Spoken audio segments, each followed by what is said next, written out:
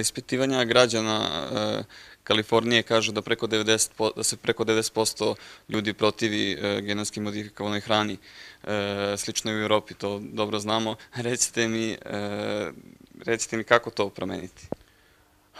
To je samo priča da se oni protive genetski modifikovanoj hrani. Kad bi se ljudi zaista protivili genetski modifikovanoj hrani, oni bi napustili gradove, otišli bi da žive u prirodu i proizvodili bi hranu koja nije genetski modifikovana, proizvodili bi organsko seme.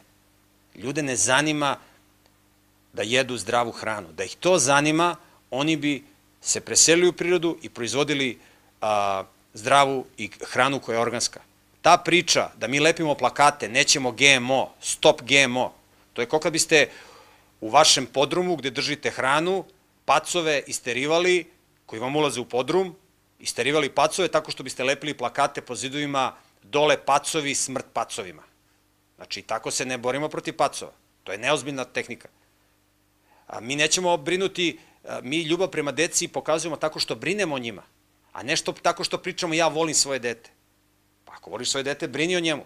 A ljudi ne brinu, gledaju samo da se rotosiljaju svoje dece. Tako da ova priča da 90% ljudi se protivi, to nema nikakvu težinu. Oni se uopšte ne protivi. Danas na planeti Zemlji ćete vi teško naći čoveka koji se protivi genetski modifikovanoj hrani.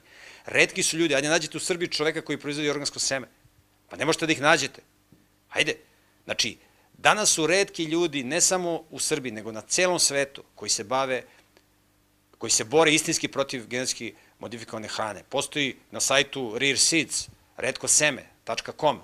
Postoje ljudi retki koji proizvode organsko seme i prodaju ga. To nikog ne zanima. Pa mi to u Srbiji možemo da proizvodimo. Ljude ne zanima šta jedu. Da ih zanima, oni bi to pokazali svojim životom. Znači, nije bitno šta ljudi pričaju, nego kako žive. Na osnovu toga kako žive, vi možete da vidite šta oni zaista misle.